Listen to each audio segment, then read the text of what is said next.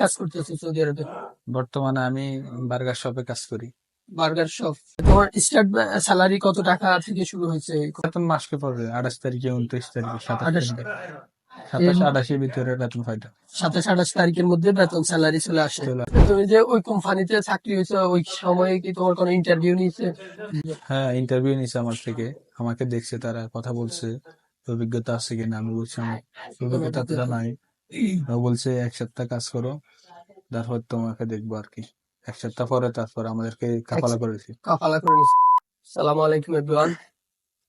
বিভিন্ন সময় আমরা নানান বিষয় নিয়ে আমাদের স্টুডিওতে কথা বলতেছি, কখনো সফলতার, কখনো ব্যর্থতার।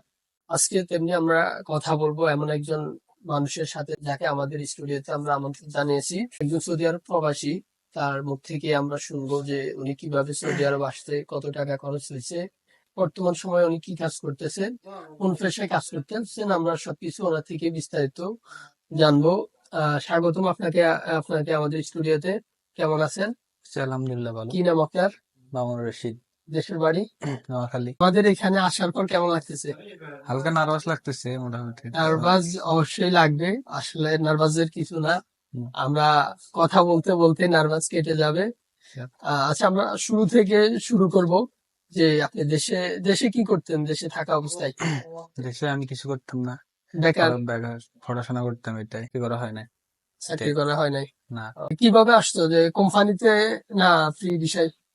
আসছি তো ফ্রি বিষয়, তারপরে কোম্পানিতে ঢুকছি। তারপরে কোম্পানিতে গেছি। বর্তমান সময়ে তুমি কি কোম্পানিতে জব করতেছো? হ্যাঁ, বর্তমানে সবাই এখন কোম্পানিতে ফ্রি বিষয় আসার পর কোম্পানিতে জয়েন হয়েছি। কোম্পানিতে কফালা হয়েছে? কাফালা হয়েছি।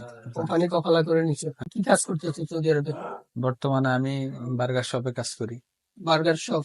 ওই ডিপার্টমেন্টে তুমি কোন সেকশনে কাজ করো? আমি অ্যাসিস্ট্যান্ট সেভে কাফে অ্যাসিস্ট্যান্ট শেফ। শেফ।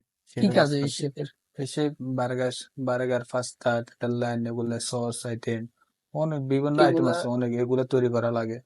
তৈরি করার কাজে হ্যাঁ, তুমি? তৈরি করার কাজে আমি। তোমার কি দেশে থাকতে পূর্ব অভিজ্ঞতা ছিল এগুলা কাজ করার? না, এগুলো অভিজ্ঞতা ছিল না, মানে বিদেশে আসি এখানে আসার পর থেকেই শিখছো? শিখছি, অভিজ্ঞতা হয়েছে এখন আচ্ছা। আলহামদুলিল্লাহ। আচ্ছা, এই কোম্পানিতে কত ঘন্টা ডিউটি, কি বিশেষ সুযোগ সুবিধা যদি আমরা শুনি সুযোগ সুবিধা, দর্শকদের জন্য? এই কোম্পানিতে 10 ঘন্টা ডিউটি করায় আমাদেরকে। স্যালারি ট্যালারি মোটামুটি ভালো দেয়, চলে কত আলহামদুলিল্লাহ। ঘন্টা ডিউটি? 10 ঘন্টা। এটার ভিতরে কি কোনো অফার টাইম বা ওভার টাইম নাই। কোনো অফার টাইম ওভার নাই? টাইম নাই। 10 ঘন্টা ডিউটির পরে শেষ শেষ। ডিউটি? হ্যাঁ, এখানে থাকা খাওয়া? থাকা খাওয়া, থাকা কোম্পানির, খানা নিজের। খাবারটা নিজে নিজে নিজে বহন করতে হয়? এই খাবারটা কোম্পানি বহন করবে কোম্পানি নাকি? বহন করে। এভরিথিং খরচ কোম্পানির, খাওয়াটা শুধু নিজের? খাওয়াটা নিজের। ও, মানে কিরকম সব মিলাই ডিউটি, আসলে চাপ কিরকম এই সাথে? তাছাড়া কাজ- কাজের প্রেশার তো আছে। অ্যাসিস্ট্যান্ট সেফ হিসেবে মাল সবসময় তৈরি করা লাগে, আচ্ছা, মালগুলা সবসময় রেডি করে দেওয়া লাগে। কত 10 ঘন্টায় ডিউটি করতে হয়? 10 ঘন্টায় ডিউটি করতে হয়। তোমার স্টার্ট স্যালারি কত টাকা থেকে শুরু হয়েছে এই কোম্পানিতে বেতন? 1500। 1500 টাকা। হ্যাঁ, বর্তমানে কত টাকায় আছে? বর্তমানে 1500 আছে। অর্থাৎ কোম্পানি কোনো বাড়াই নাই বেতন? বাড়ায়। আচ্ছা, যদি অভিজ্ঞতা থাকা একজন মানুষের দেশে আসে কাজ করতে, তাহলে তার বেতন তো আরেকটু বেশি হবে না? হ্যাঁ, তার বেতন অবশ্যই একটু বেশি হবে, কারণ অভিজ্ঞতা? অভিজ্ঞতা জানে, কাজ কাম জানে। ওকে এত বেশি শিখা লাগবে না, ও নিজেই জানে। ওই জন্য ওর বেতন ভালো হবে আলহামদুলিল্লাহ, আচ্ছা আচ্ছা। আমাদের থেকে ভালো। অর্থাৎ যদি কোনো অভিজ্ঞতা পূর্ণ একজন মানুষ সৌদি আরব আসেন, আপনারা যে কোনো কেউ পূর্ব কোথাও কফি শপ কিংবা বার্গার শপে কাজ করছেন, তাহলে অবশ্যই আপনার স্যালারি বেশি হবে সেক্ষেত্রে।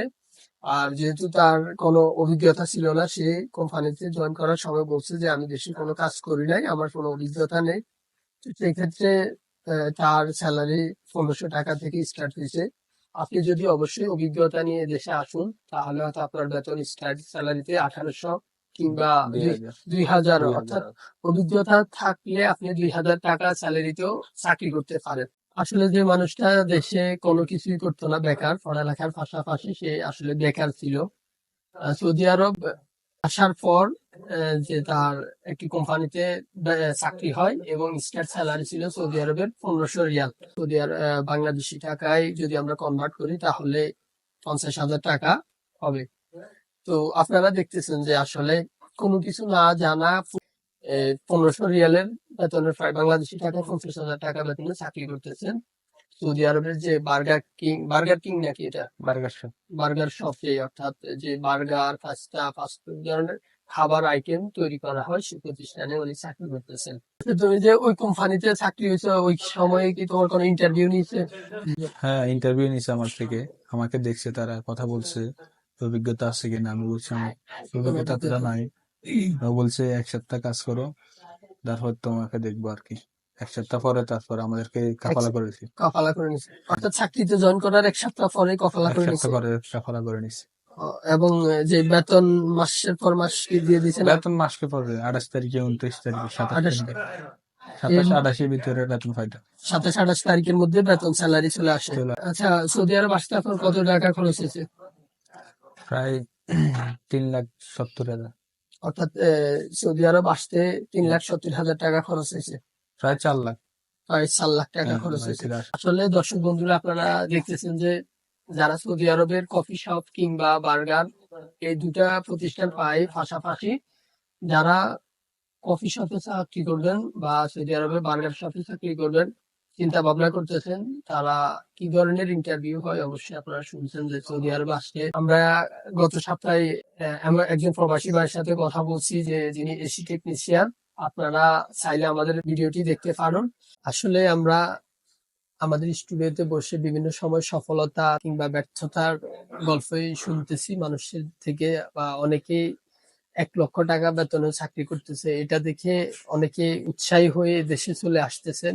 আসার পর হয়তো আপনি ব্যর্থ হতে পারেন। আসলে মূল বিষয় হচ্ছে আপনাকে সঠিক একটি মাধ্যমে আসতে হবে, অর্থাৎ বৈধ, যে এমন একটি বিশ্বস্ত মাধ্যমে আপনাকে আসতে হবে যে যেখানে আসলে আপনি 1 বছরের ইকামা পাবেন। তারপর আপনি সেখান থেকে একটি ভালো প্রতিষ্ঠানে কপালা হয়ে চাকরি করতে পারবেন। কিন্তু অনেক অসাধু ব্যবসায়ী আছে যারা যে আপনার থেকে 3 লাখ 4 লাখ টাকা নিয়ে এসে আপনাকে এদেশে কোনো ইকামা দিতেছে না, এনে ছেড়ে দিতেছে, কোনো চাকরি দিতেছে না। সেক্ষেত্রে আপনার জীবনে অনেক বড় একটি রিস্ক ঝুঁকি রয়েছে। আপনি অনেক বিপদেও পড়তে পারেন, চাকরি তো না পাইতে পারেন। এদেশে আসলে অবশ্যই আপনাকে বৈধ থাকতে হবে। তাহলে সেক্ষেত্রে আপনি কোনো একটি ভালো কোম্পানিতে কাফালা হয়ে চাকরি করতে পারেন।